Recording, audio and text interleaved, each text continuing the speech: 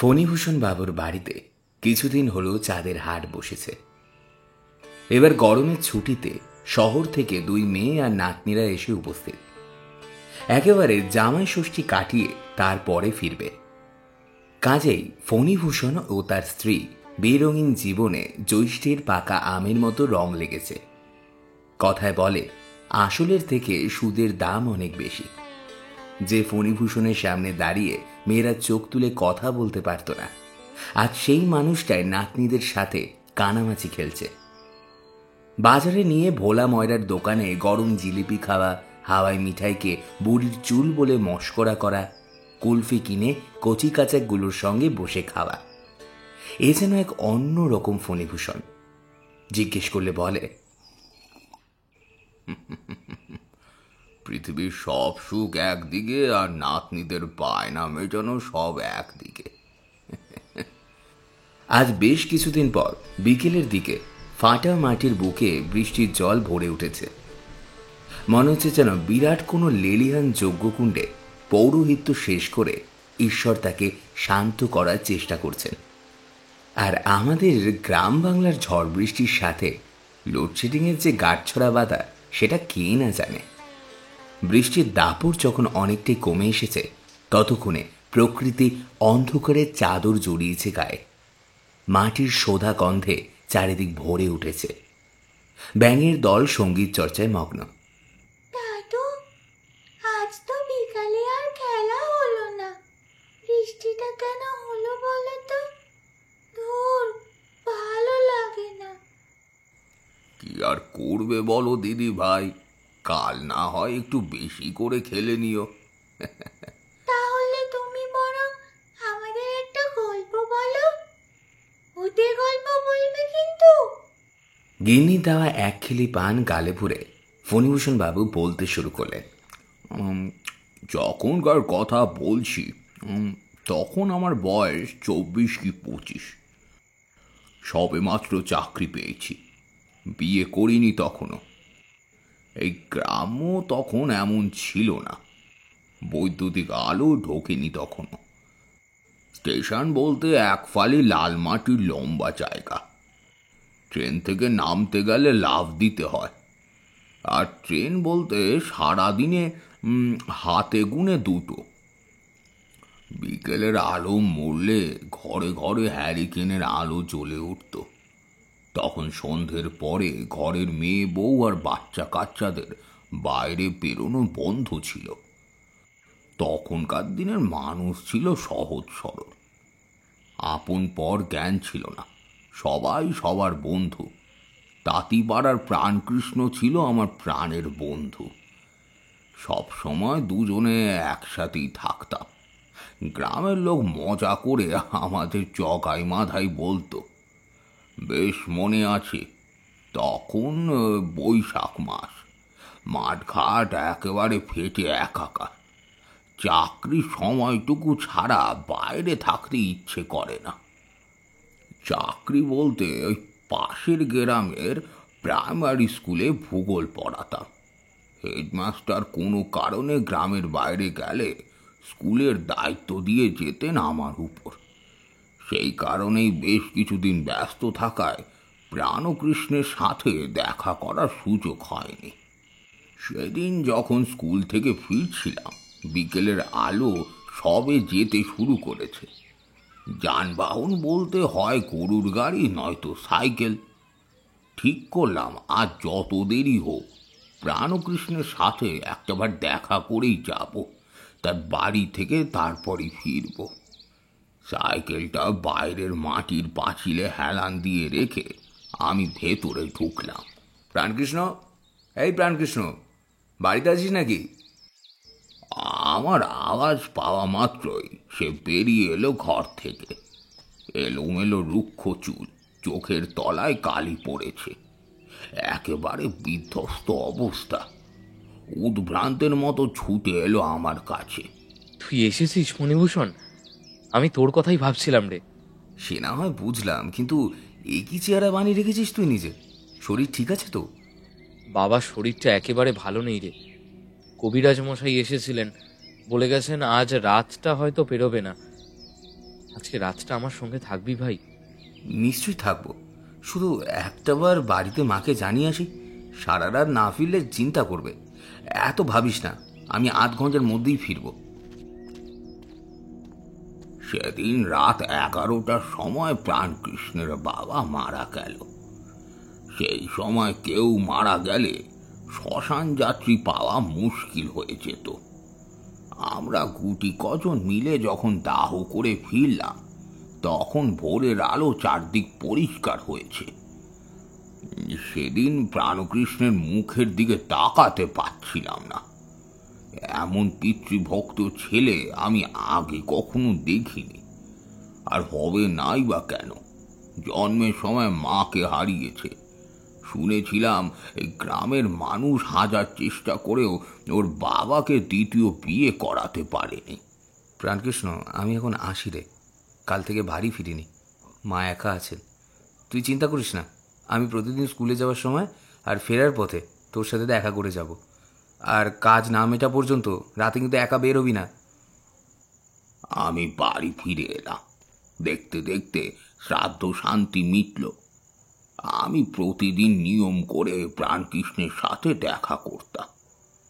ছুটির দিন মা নিজে তাকে ডেকে পাঠাতেন, ভালো মন্দ রান্না করে যত্ন করে খাওয়াতেন।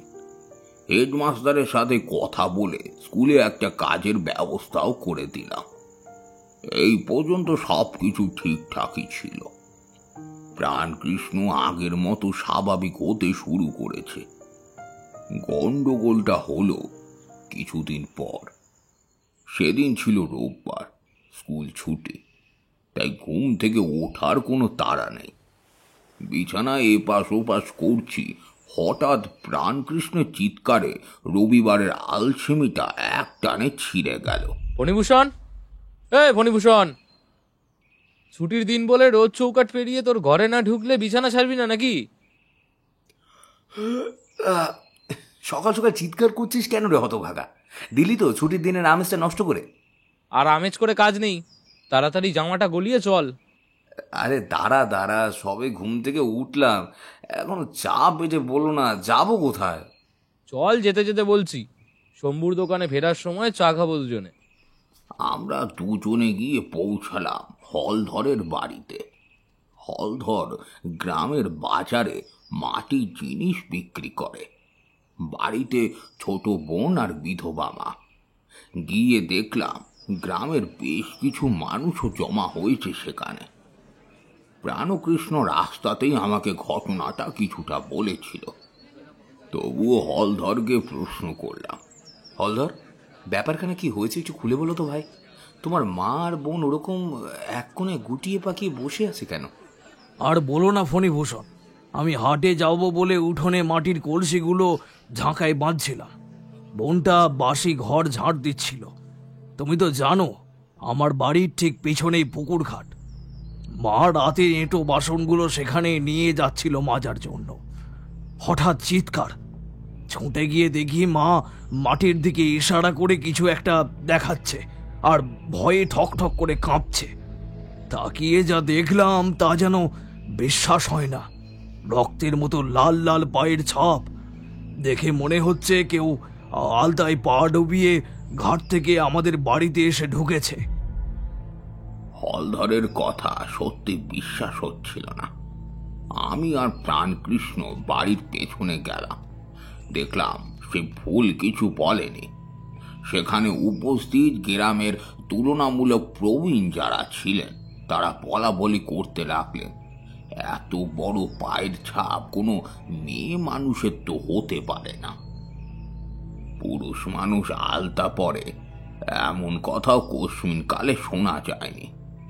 আবার পায়ের ছাপটা যখন মানুষের মতো, তখন এটা কোনো জন্তুর হতে পারে না।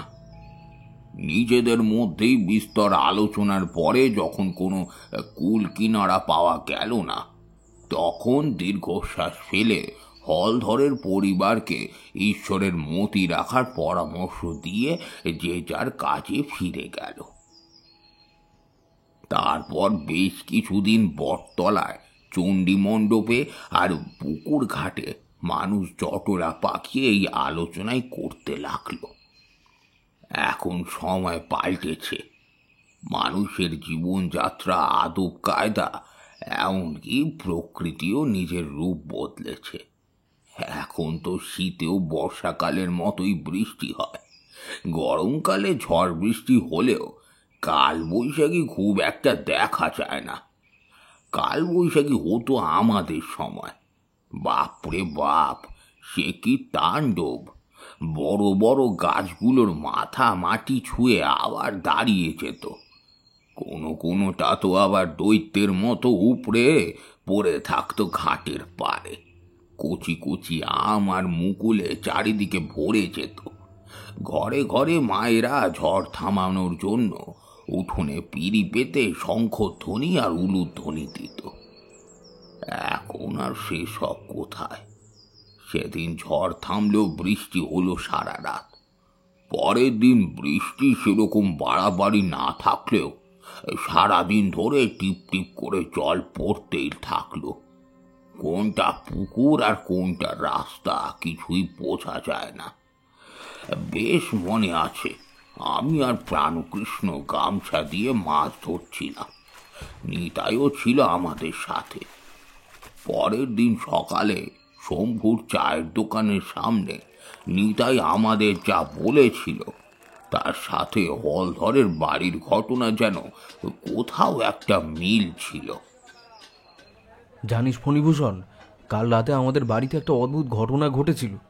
আমি, তুই আর প্রাণকৃষ্ণ মিলে যে মাছগুলো ধরলাম, ঘরে গিয়ে বউকে বললাম রাতে খিচুড়ি আর মাছ ভাজা করতে। দুজনে মিলে দাওয়ায় খেতে বসেছি, পাশে হ্যারিকেনটা জ্বলছে। সারাদিন বৃষ্টির জন্য উঠোনে গোড়ালি সমান জল জমেছে, ব্যাঙের ডাকে কানে তালা লাগবার জোগাড়, তবুও ভালো লাগছিল। হঠাৎ উঠোনের জলে একটা ছলাৎ ছলাৎ শব্দ।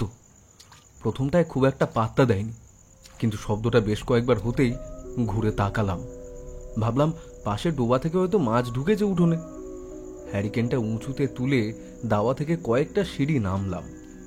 ভালো মতো তাকিয়ে রইলাম জলের দিকে। দেখলাম জলটা জায়গায় গর্ত হয়ে যাচ্ছে, আবার ভরে উঠছে। শুধু তাই নয়, যেখানে যেখানে গর্ত হচ্ছে সেখানকার জলটা লাল হয়ে যাচ্ছে। আমি তাড়াতাড়ি বউকে নিয়ে ঘরে ঢুকে দরজায় খিল দিলাম। বললাম উঠোনে সাপ দেখেছি। বউটা এখনো কিছু জানে না। সেদিন হলধরের বাড়ির কথাটা বারবার মনে পড়ছিল আমার। কি সব হচ্ছে বলতো? আমি আর প্রাণকৃষ্ণ সত্যি অবাক হলাম। এতদিন হলো এই গ্রামে আছি, কিন্তু এরকম ঘটনা এর আগে কখনো শুনেছি বলে তো মনে পড়ে না। যদিও কারোর কোনো ক্ষতি এখনো হয়নি, তবে হতেই বা কতক্ষণ।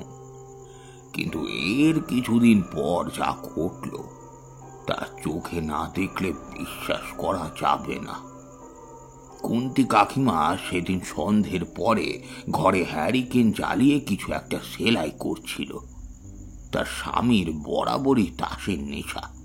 শম্ভুর দোকানে পাশের রোয়াকে বসে তাস পিটিয়ে অনেক রাতে বাড়ি ফেরা তার অভ্যাস। বাড়িতে কোনো পুরুষ মানুষ না থাকায় ঘরের দরজা বন্ধই ছিল। মন দিয়ে সেলাই করে চলেছে কুন্তি কাকিমা। দরজায় টোকা পড়ল। কে কে তুমি ফিরলে নাকি গো? উত্তর এলো না। তার বদলে আবার টোকা পড়ল। হ্যারিকেনটা সাথে নিয়ে দরজা খুলল কুন্তি কাকিমা, কিন্তু কই, কেউ নেই তো। বাইরে নিকষ কালো অন্ধকার। একটা ঠান্ডা হাওয়া হ্যারিকেনের শিখাটা কাঁপিয়ে দিয়ে গেল। কুন্তি কাকিমা বরাবরই সাহসী, এইসব ছোটখাটো ব্যাপারে ভয় পাওয়ার মানুষ সে নয়। ঘরের ভেতরে ঢুকে দরজা দিতে যাবে এমন সময় মনে হলো কেউ একজন খুব তাড়াতাড়ি উঠোনের একদিক থেকে অন্য দিকে সরে গেল। চোর, কিন্তু চোর হলে সে তো আর কড়া নাড়বে না। কে রে? কে কে উঠোনে? কে কে ঢুকেছিস বাড়ির ভেতরে? দরজাটা ঠেলে আবার বারান্দায় এসে দাঁড়ালো সে। কিন্তু কিছু না দেখে খানিক বিরক্ত হয়ে দরজাটা খুলেই বসলো আবার সেলাই করতে। বেশ কিছুটা সময় কাটলো। হঠাৎ তার মনে হলো ঘরের মেঝে বেয়ে কিছু একটা এগিয়ে আসছে তার দিকে। কুন্তি কাকিমার নজর স্থির হয়ে গেল সেদিকে। একটা লাল রঙের পায়ের ছাপ। এক পা দু পা করে দরজা পেরিয়ে ঢুকছে ঘরের ভিতর। সেটা গিয়ে থামলো ঘরের কোনায় রাখা মোড়াটার সামনে। খচখচ শব্দ হলো মোড়াটাতে। ঠিক কেউ বসলে যেমন হয় তেমন। স্থির হয়ে রইল কুন্তি কাকিমা। শরীরের উপর কেউ যেন শতমন পাথর চাপিয়ে দিয়েছে তার। আবার সেই একই রকম লাল পায়ের ছাপ। চিৎকার করতে গিয়েও কোনো লাভ হলো না। একরাশ হাওয়া ছাড়া আর কিছুই বেরোলো না মুখ দিয়ে। মোড়ার ওপাশ থেকে একটা ফ্যাস ফ্যাসে হাসির শব্দ ভেসে এলো। একটা বিচ্ছিরি হাসির শব্দ।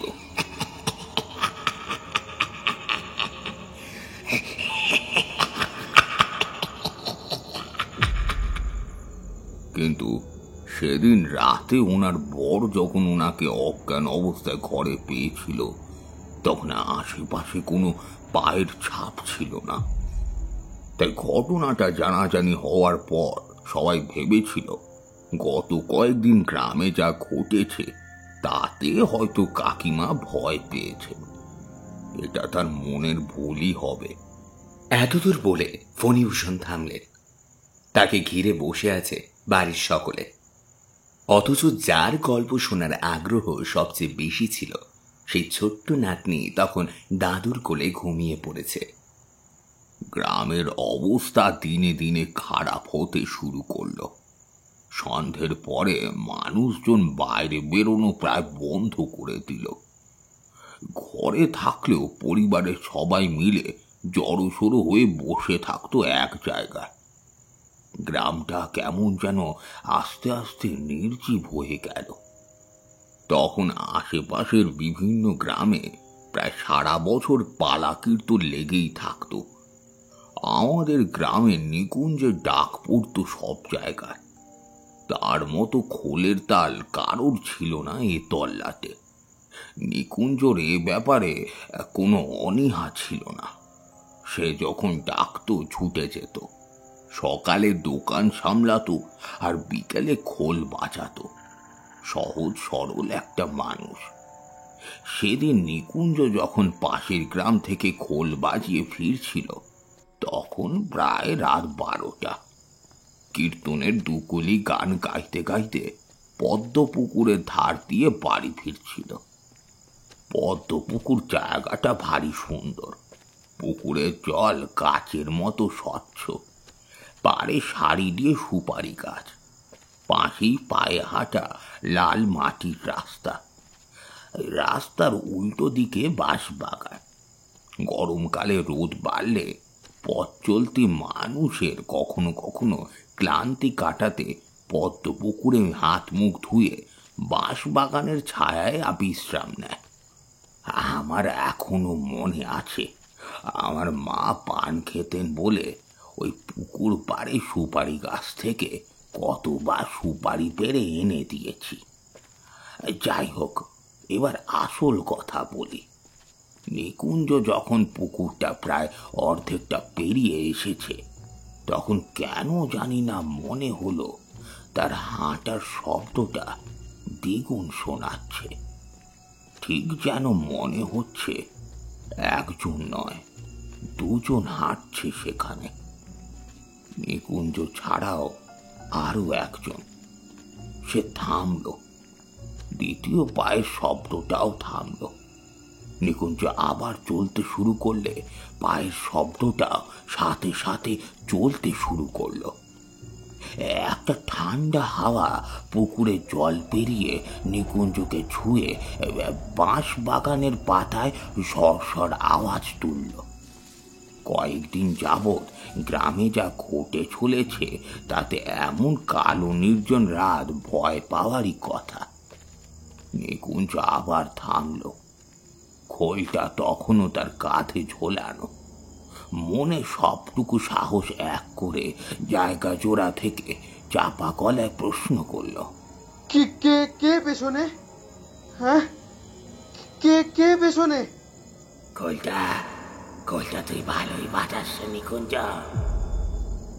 পার্থিব জগতে প্রশংসা বহুবার পেয়েছে সে, কিন্তু অপার্থিব জগতের বাহবা এই প্রথমবার।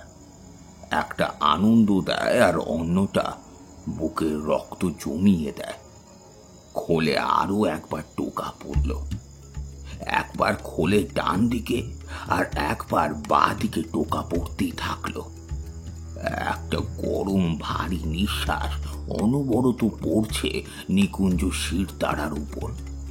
ছুটে পালাতে চেয়েও যেন পা দুটো এক চুলো নাড়াতে পারছে না। কিন্তু এত সহজে হাল ছাড়লে চলবে না, না না কিছুতেই না। বাড়িতে তার বৃদ্ধ মা, বউ আর ছোট ছোট দুটো বাচ্চা আছে। তার কিছু হয়ে গেলে পরিবারটা একেবারে পথে বসবে। শেষ চেষ্টা, একটা শেষ চেষ্টা তাকে করতেই হবে। পালা কীর্তনের রাধা মাধবের যুগলের মূর্তিটা তার চোখের সামনে ভেসে উঠল। নিজের সমস্ত মনের জোর নিয়ে ছুটতে শুরু করলো সে। খোল পড়ে রইল রাস্তায়।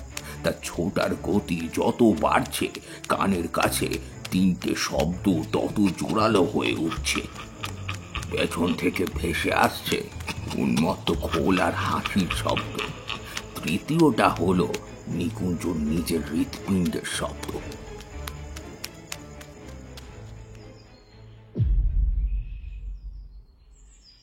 প্রতিদিন সূর্যের আলো যে গতিতে গ্রামে ছড়িয়ে পড়ে, পরদিন সকালে তার থেকেও দ্রুত ছড়িয়ে পড়ল নিকুঞ্জের খবরটা।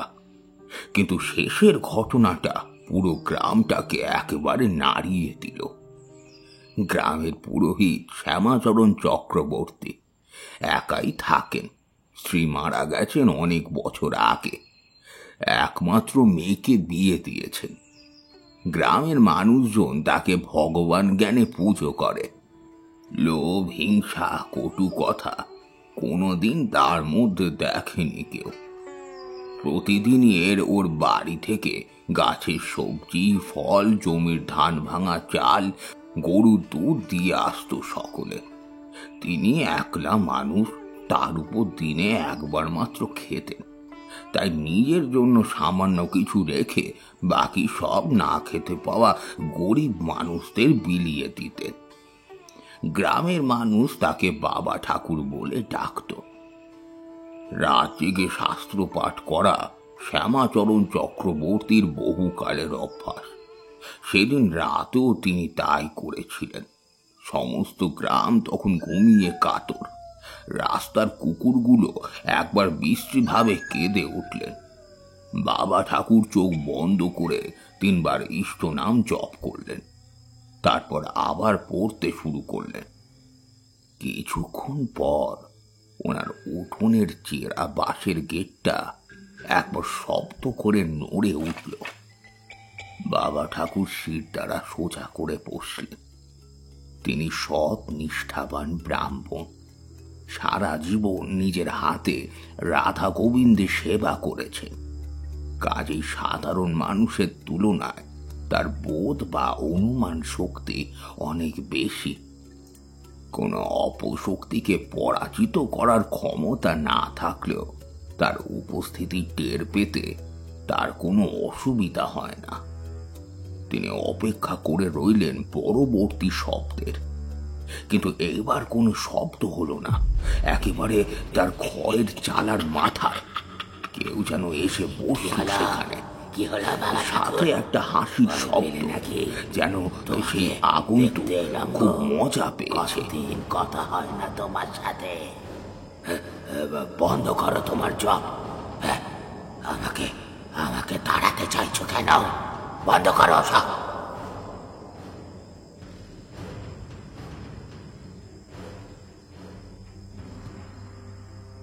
বাবা ঠাকুর কিন্তু থামলেন না। বরং জপের গতি আরো বাড়িয়ে দিলেন। সমস্ত শরীর তার ঘেমে উঠেছে। বেশ কিছুক্ষণ এভাবে চলার পর উঠোনে একটা শব্দ হলো। কিছু একটা চালার উপর থেকে লাফ দিয়ে পড়লো সেখানে। সমস্ত বাড়ির গুমোট ভাবটা কেটে হালকা হলো জায়গাটা। তিনি চোখ খুললেন।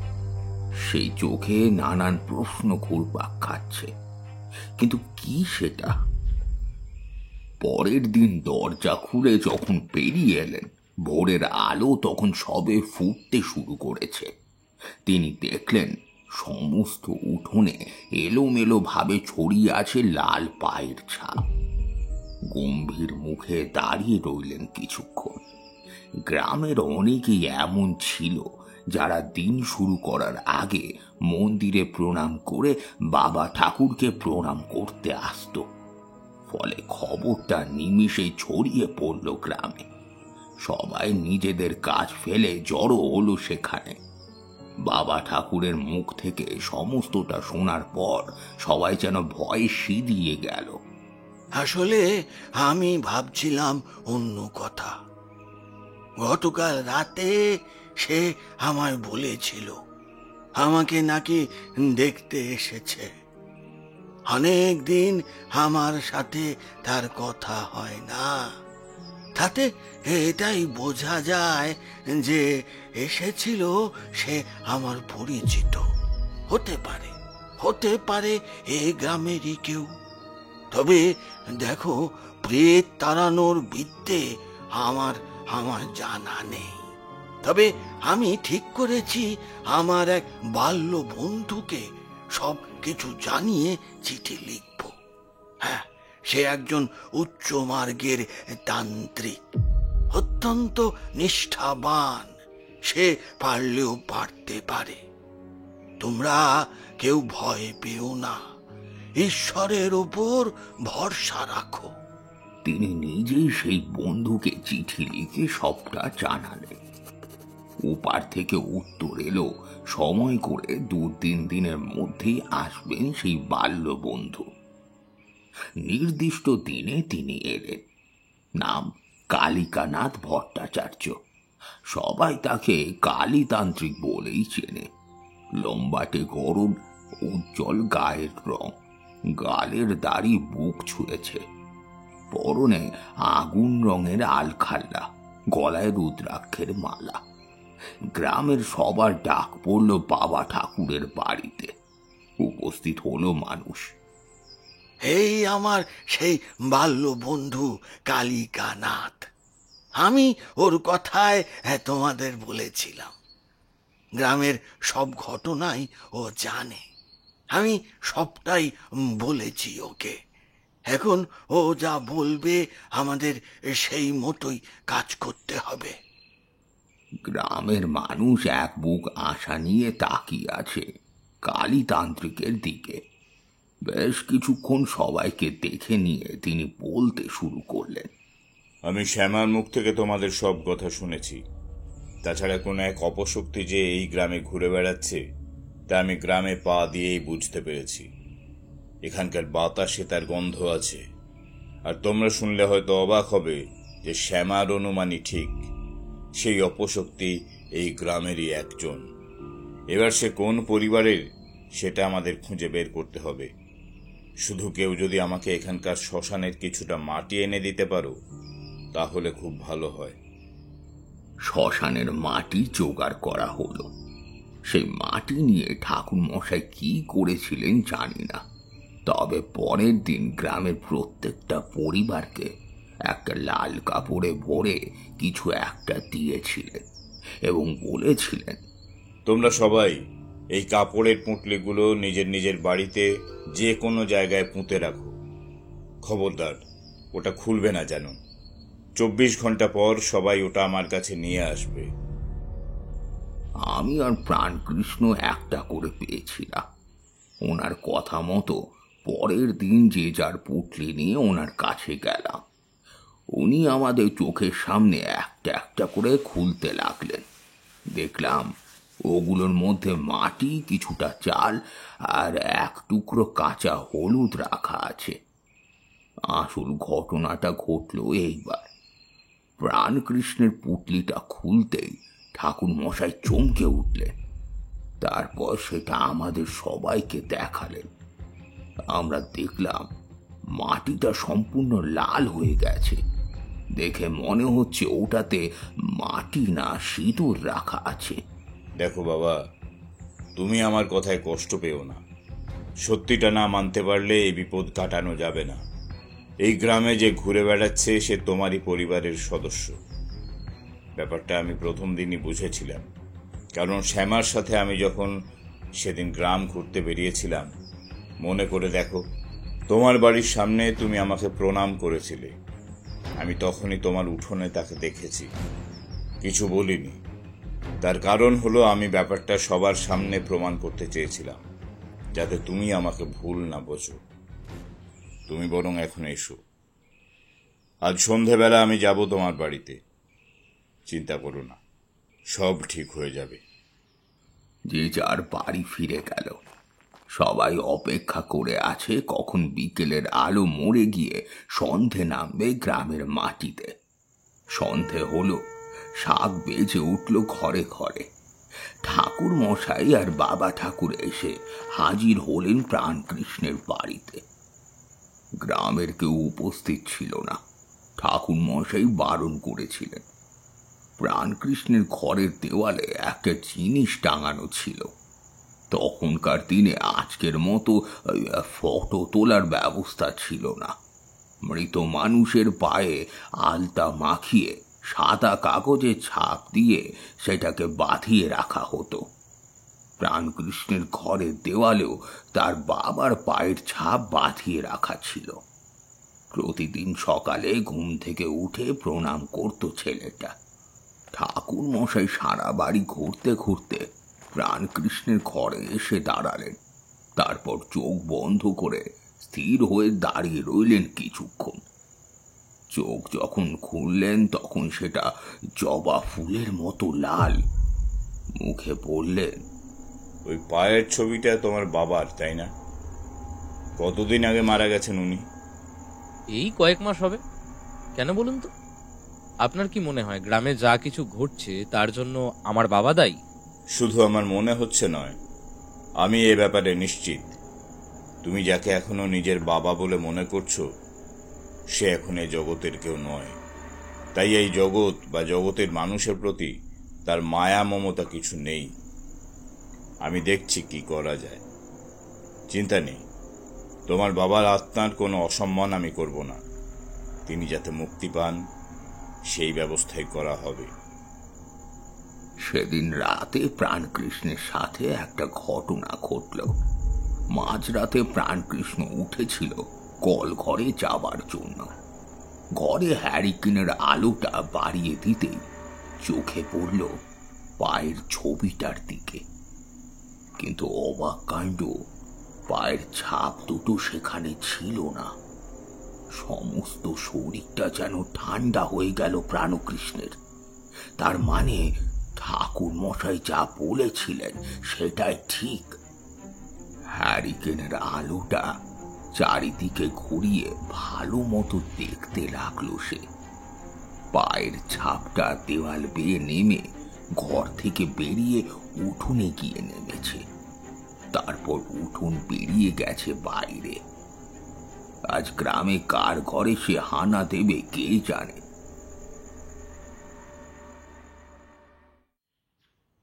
পরের দিন সকাল সকাল প্রাণকৃষ্ণ গিয়ে উপস্থিত হলো বাবা ঠাকুরের বাড়িতে।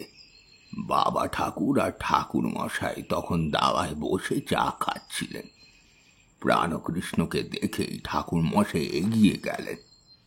এসো প্রাণকৃষ্ণ, আমি জানতাম তুমি আসবে। শ্যামার সাথে এতক্ষণ সেই কথাই আলোচনা করছিলাম। তোমার বাবা এসেছিলেন কাল রাতে, তবে ঢুকতে পারেননি। সবটা জানাজানি হয়ে যাওয়ায় খুব রেগে আছেন আমার উপর। প্রাণকৃষ্ণ আগের রাতের সমস্ত ঘটনা খুলে বলল ঠাকুর মশাইকে। ঠাকুর মশাইয়ের হাব ভাব দেখে মনে হলো তিনি সবটাই জানেন। দেখো প্রাণকৃষ্ণ, আমার মনে হয় আমাদের আর দেরি করা ঠিক হবে না। হিংস্র প্রেতাত্মা কতটা ভয়ানক হতে পারে তা আমি জানি। আজ রাত ঠিক 10টার সময় আমি শ্যামাকে নিয়ে তোমাদের বাড়ি যাব। গ্রামের কাউকে এখনই কিছু বলার দরকার নেই। আমি চাই না সেখানে আমি, তুমি আর শ্যামাচরণ ছাড়া অন্য কেউ উপস্থিত থাকুক। প্রাণকৃষ্ণের অনেক অনুনয় করার পর ঠাকুর মশাই আমাকে থাকতে অনুমতি দিলেন। রাত 10টা বাজল। প্রাণকৃষ্ণের উঠোনে আমি, প্রাণকৃষ্ণ, ঠাকুর মশাই আর বাবা ঠাকুর দাঁড়িয়ে আছি। আমাদের মাঝখানে রেখে ঠাকুর মশাই গোল করে গণ্ডি কাটলেন। আমরা 3 জন দাঁড়িয়ে রইলাম তার ভিতর। ঠাকুর মশাই ঘর থেকে পায়ের ছাপের ছবিটা বের করে নিয়ে এসে উত্তর মুখ করে একটা লাল কাপড়ের উপর সেটাকে বসালেন। আমাদেরকে উনি গণ্ডি থেকে বেরোতে বা কোনো রকম কথা বলতে বারণ করেছিলেন। তাহলে আমাদের প্রাণ সংশয় নাকি হতে পারে। শুধু মনে মনে ঈশ্বরকে স্মরণ করতে বললেন। উনি অন্য একটা লাল কাপড় দিয়ে ছবিটাকে ঢেকে দিলেন। তারপর চোখ বন্ধ করে কি সব মন্ত্র পড়তে লাগলেন। এদিকে বাবা ঠাকুর অনবরত ইষ্ট নাম জপ করে চলেছেন। হঠাৎ একটা দমকা হাওয়া খেলে গেল সমস্ত উঠোনটাতে, আর তাতেই ছবির উপরে রাখা লাল কাপড়টা সরে গেল। সাথে সাথেই প্রাণকৃষ্ণ চিৎকার করে উঠল, এ কি ঠাকুর মশাই, ছবিতে পায়ের ছাপ দুটো কোথায়? তুমি এটা কি করলে প্রাণকৃষ্ণ? আমি তোমাদের বারবার বারণ করেছিলাম যে যাই হয়ে যাক না কেন আমি ছাড়া এখানে কেউ কথা বলবে না, আর তুমি ঠিক সেই ভুলটাই করলে। ঠাকুর মশাইয়ের মুখের কথা শেষ হলো না। প্রাণকৃষ্ণ ছিটকে বেরিয়ে গেল গণ্ডির ভিতর থেকে। মনে হলো কেউ যেন এক ঝটকায় টেনে নিল সেখান থেকে। সোজা গিয়ে আছড়ে পড়ল সে বারান্দায়। ঠাকুর মশাই আমাদের দুজনকে গণ্ডির ভেতরেই থাকতে বললেন। এবার যা ঘটলো তা যে পৃথিবীতে ঘটা সম্ভব সেটা আমার জানা ছিল না। এমন অভিজ্ঞতার মুখোমুখি আমার অতি বড় শত্রুকেও যেন না হতে হয়। আমি আর বাবা ঠাকুর কিছু না বুঝতে পারলেও ঠাকুর মশাই যা বোঝার তা বুঝে গিয়েছেন। তিনি হুঙ্কার ছেড়ে উঠলেন, নিজের ভালো চাও তো প্রাণকৃষ্ণকে ছেড়ে দাও। তুমি কি ভুলে গেছো ও তোমার সন্তান? একটা বিশ্রী হাসিতে পড়ে গেল প্রাণকৃষ্ণের মুখটা। মনে হলো হাসিটা ওর নয়, অন্য কারোর। ঠাকুর মশাই অনবরত মন্ত্র পড়ে চললেন। প্রাণকৃষ্ণের শরীরটা ধীরে ধীরে পেকে যাচ্ছে ধনুকের মতো। কড়মড় করে আওয়াজ হচ্ছে তার ভিতর থেকে, যেন হাড়গুলো গুড়িয়ে যাচ্ছে একটা একটা করে। তার শরীরটা এবার মাটি থেকে শূন্যে উঠতে শুরু করেছে। অনবরত গোল করে ঘুরছে সেটা। আমি সরতে সরতে একেবারে বাবা ঠাকুরের গায়ে ঘেঁষে এসেছি। তিনি আমার মনের অবস্থা বুঝতে পেরে আমাকে আঁকড়ে রেখেছেন। প্রাণকৃষ্ণের চোখ দুটো ক্রমশ সাদা হয়ে আসছে। হঠাৎ হঠাৎ তার ভিতর থেকে একটা ফ্যাসফ্যাসি গলায় কেউ যেন বলে উঠল, ছাড়বো না, কাউকে ছাড়বো না। তুই পারবি না আমাকে আটকাতে। চলে যা, চলে যা এখান থেকে, এখান থেকে চলে যা বলছি। আমি যাব না, যাবে তুমি। নিজের সন্তানের ক্ষতি চাও? এত বড় পিশাচ তুমি? এখনো বলছি প্রাণকৃষ্ণকে তুমি ছেড়ে দাও। প্রাণকৃষ্ণের শরীরটা আস্তে আস্তে মাটিতে নেমে এলো। আমি ভাবলাম হয়তো ঠাকুর মশাইয়ের হুঙ্কারে কাজ হয়েছে, কিন্তু আদৌ তা হয়নি। প্রাণকৃষ্ণ এবার দেওয়াল বেয়ে উল্টো হয়ে ওপরের দিকে উঠতে শুরু করেছে। ঠাকুর মশাই ছুটে গেলেন তার দিকে। ডান হাত দিয়ে চুলের মুঠি টেনে তাকে নিচের দিকে নামাবার চেষ্টা করতে লাগলেন। এক মুঠো সিঁদুর ক্রমশ লেপে দিচ্ছেন তার কপালে। অসম্ভব চিৎকার বেরিয়ে আসছে প্রাণকৃষ্ণের ভেতর থেকে। প্রচন্ড যন্ত্রণায় মানুষ যেরকম চিৎকার করে ঠিক সেরকম। তবে গলাটা যে প্রাণকৃষ্ণের নয় সেটা বোঝাই যাচ্ছিল। আমি আর বাবা ঠাকুর পাথর হয়ে দাঁড়িয়ে আছি গণ্ডির ভিতরে। এরকম ভাবে যে কতক্ষণ চলেছিল বলতে পারবো না। আস্তে আস্তে প্রাণকৃষ্ণের শরীরটা শান্ত হয়ে গেল। এক সময় সেটা এলিয়ে পড়ল ঠাকুর মশাইয়ের কাঁধের উপর। ঠাকুর মশাই প্রচন্ড যত্নে প্রাণকৃষ্ণকে মাটিতে শুইয়ে দিলেন, ঠিক যেভাবে কোনো বাবা তার সন্তানকে শুইয়ে দেয়। মুখে বললেন, বিপদ কেটে গেছে, কিন্তু ছেলেটার ওপর দিয়ে যা গেল তা সামলে ওঠা তার পক্ষে সম্ভব হবে কিনা জানি না। ব্যাপারটা সামলাতে প্রাণকৃষ্ণের সত্যিই অনেকটা সময় লেগেছিল, বা বলা ভালো কোনোদিনই সে সামলে উঠতে পারেনি। এই কথা বলছি কারণ পরের দিন ঠাকুরমশাই ফিরে গিয়েছিলেন। গ্রামে আর কোনো রকম ঘটনা ঘটেনি তারপর থেকে। প্রাণকৃষ্ণর বাবার পায়ের ছাপ দুটো আগের মতোই দেওয়ালে টাঙানো হয়েছিল। এর কিছুদিন পরে আমাদের গ্রামের একটি ছোট্ট ছেলে রতন এসে আমার হাতে একটা চিঠি দেয়। আমি সেটাকে খুলে দেখলাম ওটা প্রাণকৃষ্ণর লেখা। সেটা পড়ে যা বুঝলাম, প্রাণকৃষ্ণ এই ঘটনায় যথেষ্ট মর্মাহত। গ্রামের লোককে মুখ দেখানোর মতো ক্ষমতা তার নেই, যদিও এটা তার সম্পূর্ণ ভুল ধারণা ছিল, কারণ গ্রামের মানুষ এসবের জন্য কখনোই তাকে দায়ী করেনি। তবুও প্রাণকৃষ্ণকে ধরে রাখা যায়নি। সবার অজান্তে গ্রাম ছেড়েছিল সে। শুধু যাওয়ার সময় আমাকে চিঠি লিখে জানিয়ে গেছিল। তারপর থেকে তার কোনো খবর আমি জানি না। সে কোথায় আছে, কেমন আছে, আদৌ আছে কিনা জানতে পারিনি আজও। তোমরা শুনলে অবাক হবে, প্রাণকৃষ্ণ এতটাই পিতৃভক্ত ছিল যে এত কিছুর পরেও ঘরের কোনো জিনিস সে সাথে নিয়ে যায়নি, শুধু ওই পায়ের ছবিটা ছাড়া। এতদূর বলে ফণিভূষণ থামলেন। চোখের কোণটা চিকচিক করছিল জলে। শত হলেও প্রাণের বন্ধু প্রাণকৃষ্ণ তার। নাইবা হলো দেখা, তাতে কি বন্ধুত্ব কমে যায়? ফণিভূষণ গিন্নিকে বললেন, আজ রাতে আর কিছু খাবো না। আমাকে কেউ বিরক্ত করো না তোমরা, কাল কথা হবে আবার। বলে নিজের ঘরে চলে গেলেন। সত্যি তো, যেমনই ঘটনা হোক, তা ভয়ের হোক, হাসির হোক বা কষ্টের, সমস্ত পরিস্থিতির মানদণ্ডে বন্ধুত্বের সম্পর্কটা এক ও অভিন্ন।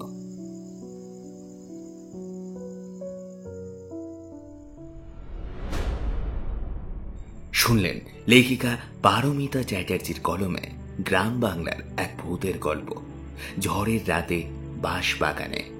কেমন লাগলো আপনাদের আজকের এই গল্পটি জানাবেন আমাদের ইউটিউব কমেন্ট সেকশনে। আর আপনারা আমাদের চ্যানেলে নতুন হয়ে থাকলে চ্যানেলটি প্লিজ সাবস্ক্রাইব করে বেল আইকন ক্লিক করতে ভুলবেন না, যাতে নতুন নতুন গল্প আসলে আপনারা তা শুনতে পারেন। চ্যানেলটি, এই গল্পটা আপনাদের ভালো লেগে থাকলে এবং আমাদের চ্যানেলের গল্পগুলো আপনার যদি ভালো লেগে থাকে, তাহলে অনেক অনেক শেয়ার করুন, কারণ আপনারাই পারেন একটা চ্যানেলকে অনেক বড় জায়গায় পৌঁছে দিতে। আর আপনি নতুন হয়ে থাকলে আমাদের সদস্য হয়ে উঠুন।